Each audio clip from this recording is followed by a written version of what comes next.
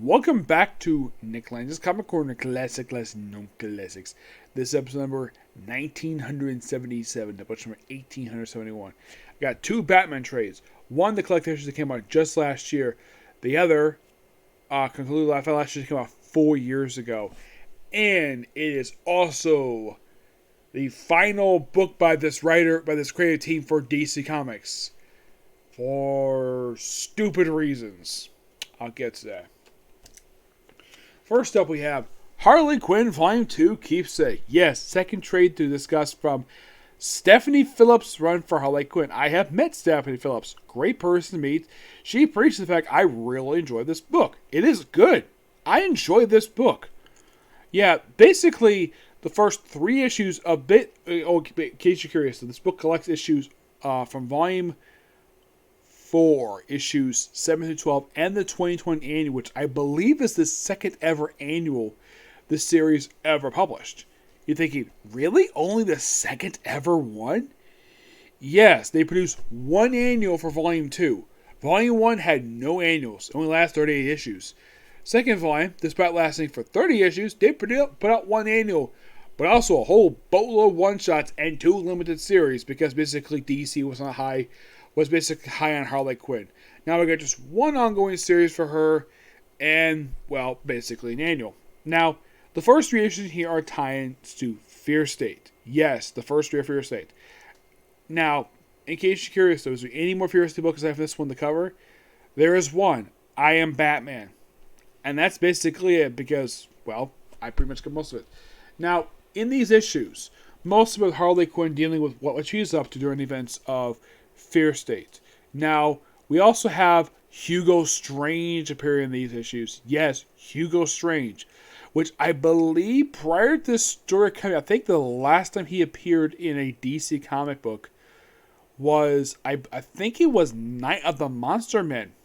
I think that was the last official time he appeared.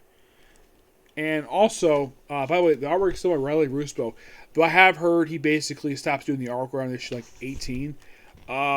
Don't know why, but he does. The other artists you have on here, aside from, well, Riley Ruspo, he does all but one issue in this whole book. I think it's issue number 10. You have Laura Bagaglia, that's issue number 10. Now, for the artwork itself, I don't have a problem with the artwork compared to, the artwork in Tim Drake Robin, which for some strange reason, Riley Ruspo draws Tim Drake and his alleged boyfriend, Bernard, as women. Do not know why. Now, this is the same artist. We basically have debut of the Contest of Corruption. Yeah, basically a parody of various Batman villains. Blaine is basically based upon, well, Bane, obviously, who was actually killed just prior to this. So, got to throw in a Bane there. Pilafus is basically Scarface and Ventriloquist. Sage Swine, Professor Pig. Exclamation. I'm trying to think. Based on his appearance, I'm not sure. Fellow Frigid, obviously Mr. Freeze. Sword Lady, as she's called. Not really sure, but it's interesting to know basically this guy, based on this whole group on, well, various Batman villains. And then here's Hugo Strange, drawn by Riley Ruspo. I don't have a problem with this look, per se. It is clearly Hugo Strange. They got the bald head and also the big thick beard, which obviously, oh, by the way, Hugo Strange does something that he normally does when we think of Hugo Strange. I'll get to that. So, we mostly have Harley trying to find Ivy, because that was a story from the previous story. Because first she finds a dog, and here's a close-up of basically, well, here's something I'm not surprised to see. Here we go. Hugo Strange dressed up as Batman. Last time he did this, Night of the Monster Men. Yep. Yeah, apparently Hugo Strange has a fetish for wearing the Bat costume. I am not kidding. If you're curious though, who the heck started this particular thing for Hugo Strange? Blame Steve Eichelhart for this. The same guy who created these following characters for Batman. Rupert Thorne, Dr. Phosphorus. I think that's it. He's also responsible for creating a character called Star-Lord and Mantis from Marvel Comics. Yep. So yeah, eventually, of course, in these issues, you have Harley finally reuniting with Poison Ivy. Which they don't kiss until the end of issue, like 9-ish, I think it was. They're here with Catwoman, obviously. And, of course, well, this guy. And eventually the story is wrapped by issue 9, officially. And I think the book is still pretty good. Yeah, first day was pretty good. It's mostly just reading her, of course, running with Gardner. And, well, but they can any first issue they kiss? Well, they go to, and then, well, you have to wait. By the way, issue 10, it's also, here's the strange thing about issue 10. When I saw this, when I got it, this is the cover I saw. Not the cover they have for the trade. That's actually something else. I think the cover for the trade, I think that's the cover for the first issue. Yes. Issue 7. Now, this is basically arc by Laura Bagay. This is from issue 10. This is the only issue of these 6 issues that does not tell Riley Ruspo. It's input date night for Harley and Ivy. And, well, Ivy does something that Harley is not happy with her for. But they do make up at the end of the story. And they kiss. Now, in my honest opinion, I have no problem with this at all. Why? Because here's kind of the thing. This has been hinted at for a long time. I think this is even probably started by Paul Dini. The fact these two could easily become a couple. I mean, yeah, they're both bisexual, but here's the thing. In the case of Harley, was she originally made to be bi? Not really, no. She was out of this by Paul Dini, one of her creators. Which, in my opinion, is perfectly fine. Having the creator do it is perfectly fine. Have another writer who has nothing really much to do with the character prior to doing this is stupid.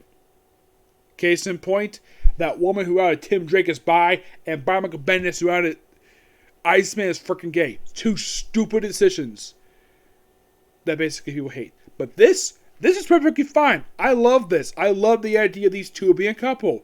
It's perfectly fine. It's much more healthier for Harley Quinn to be in than me to relate to the freaking Joker.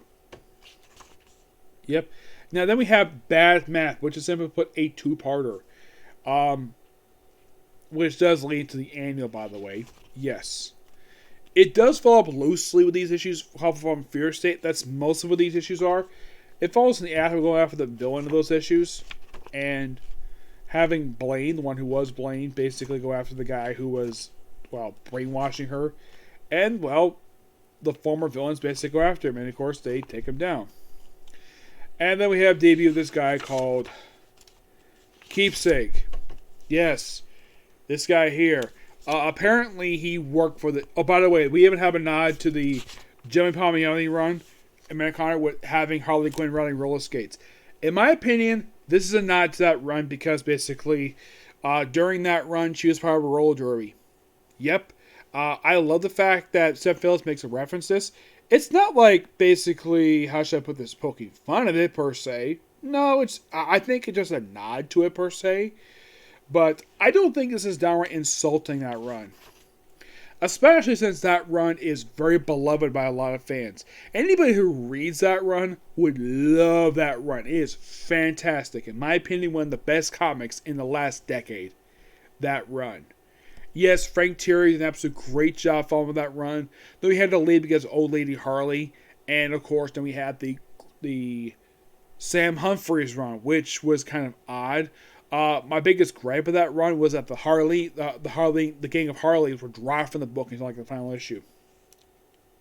Keepsake used to work for the Joker, and this guy basically was the guy who was a lower ranked member of the Joker gang that Harley fired for being overzealous.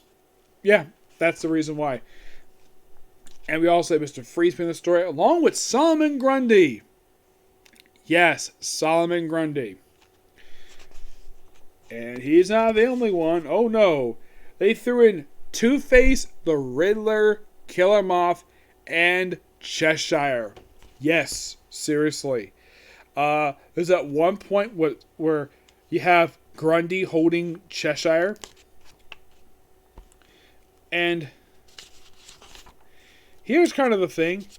The way he was holding her, you could almost basically see it that if this is drawn by a different artist, despite that, yes, this is Riley Roosevelt basically drawn this. Yes, Grundy is basically kind of spitting on her, which is kind of gross. I mean, the way he was holding her, he could easily just have the finger just have her come out of her clothes, and then just based upon the artwork, if he basically wanted to, he could have basically stripped her naked. He could have. He's stronger than she is, so yes. But it just seems so odd. And we have Keepsake. Harley Quinn, eventually she's rescued. And, well, dump in the tank. Though she is freed by Solomon Grundy, who's not affected by it. And Ace Chemicals. Yeah, I think of Ace Chemicals, mind you. Blows up. As for in the case of Keepsake, he actually gets away. And, well, he's kind of becoming a regular villain in this run. Don't have a problem with her having a villain, but this guy's got weak motivation. Yeah, got fired by Harley for apparently doing something he probably should have done. I'm not really sure. But this book, I think, is just still really good. I give this book a 9 out of 10. Just really good here. Still fun. That's one thing I like. At least gotta love this run. It's so fun to read, and I haven't heard anything. Now, I did hear one guy basically mention Nathan Phillips. I don't know if he was basically mentioning in a bad way, given some of the crap that some of the current writers of DC have, where some of them basically are really bad writers. Not all of them per se. If you think about it, what current writers DC, in my opinion, are really good aside from Phillips? You have Philip Kennedy Johnson, who does Action Comics, who's really good. Joshua Williamson, who's going to be writing Superman really soon. He's a really good writer. Let's see. People who currently does DC. Aside from these three, I think about this. Oh, Tom Taylor. I'm loving his Nightwing book. Jeremy Adams does Flash, who does an absolute great job. I'd say the creative team behind Wonder Woman is really good. Anybody could probably agree or disagree with that. Ram V, who does this really good run so far for Detective Comics. Chip Zdarsky for his run for Batman right now, which is about 4 issues in. I'm trying to think, there was anything else? I think that's it, but I can't think of any really. The only really bad writers I can think of is the writer for Tim Drake Robin. This writer frickin' sucks. Her storytelling is awful. And makes people wonder why the heck DC hired her in the first place to try to ruin a beloved character like Tim Drake. But in the case of Phillips, she doesn't ruin Harley Quinn at all. She basically embraces the silliness when it comes to Harley Quinn. Alright, next up is a book by two people who don't work at DC anymore for stupid reasons. Well, actually, one of them, I don't know why he got left the other one. Yes. We have Bane Conquest. I remember this book coming out. And fun fact, the creative team of this book, this was the last book they ever did for DC Comics. Why? Because for some stupid reason, Chuck Dix has been blacklisted by the comic industry. Here's the strange thing. He's blacklisted for being conservative. Really? That's the reason why he's been blacklisted. And in my opinion, that's stupid. Really stupid. And sadly, this is the last comic he will do from DC Comics. Oh, God forbid we actually bother doing anything more with Chuck Dixon, one of the best writers in the history of DC Comics who's still alive. And Graham Nolan, one of my personal favorite artists, who I actually met at Comic-Con this very year. Great artist. Now, Bane Conquest, a 12-issue maxi series released from 2017 to 2018. Of course, the man who broke Batman's back, Bane, is the star of this book. And now the series of stories, the whole book, have Bane deal with basically Cobra. And in case you're curious though, does he break anybody's back in the story? Yes, he does. He breaks several backs of the people who work for freaking Cobra, and also have a baby later on the series. He also forms an alliance with Batman, which is so fun. And reading this book, basically, if you're a fan of Chuck Dixon, you gotta check this book out, because this book is really good. It is written by two people who do know Bane really well. Yes, I do know for a fact that Bane is currently deceased at DC Comics for reasons. Heck, in the current continuity, the Joker considers him the most disappointing Batman villain of all time. Now, I'm not sure who wrote that, but it was by far a really stupid line to write for frickin' Bane. I mean, Bane, the big, huge monster who basically can bust through walls when he's souped up by frickin' Venom. Oddly enough, in this book, there's no Venom tank in here. Well, not really. He basically looks like this in the story. Yeah, I don't really know why. Also, part of the story is mask is partially torn. And also, he still has, like, the tubes that go back of his neck, like you normally see. He also got tubes going on his forehead, which is a strange place to do it. By the way, one of the ways he basically gets souped up on Venom is that he takes these two tubes and stick him in his freaking forehead. And also in this book, he also formed his own Suicide Squad, which is awesome to say the least. And is this book canon to DC Comics? In my opinion, it is. Despite the fact that there are people who don't work there currently working anymore. This book is just pure awesomeness at its finest. And in my opinion, it's a shame that these two don't work at DC anymore. It's a shame. I think DC should rehire Chuck Dixon and apologize for the poor treatment of the guy. Heck, my little comic shop has been trying to get appearance from him for the last several months. But he wants $1,000 not guaranteed. I recommend the comic shop owner, okay, if you want to get him here, why not basically have a team with an artist, basically to come and make appearance, and I suggested Graham Nolan. Because as far as I can tell, these two are good speaking terms with each other, so I don't see why not. Let me show off the awesomeness that is Graham Nolan's artwork. Yes. Basically, you can easily see that Graham Nolan is basically at his finest here. Look at that creation credit. Chuck Dixon, Doug Moak, and Graham Nolan. According to Graham Nolan, Doug Moak himself had nothing to do with the creation of Bane. Not a thing. And you're probably thinking, how would you know that? Graham Nolan told me. That's why. He told me the reason why that Doug Moak's name is there. He also kind of tried to correct me in pronunciation of his last name. He did tell me the pronunciation of his name. I've heard before, Doug Munch, or I pronounce it Mohawk, because I explained this to Graham Nolan. It's what Jim Shooter basically mentioned to me of how he pronounces that guy's last name. He didn't argue me about it at all. Not really. I just explained to him it, and he kind of accepted it. Mostly. I met him at this year at Bane Conquest. But if I see him again, I'm bringing this book this time. I'm going to tell him this book is awesome. Because it is. If you're curious, what star rating am I going to give Bane Conquest?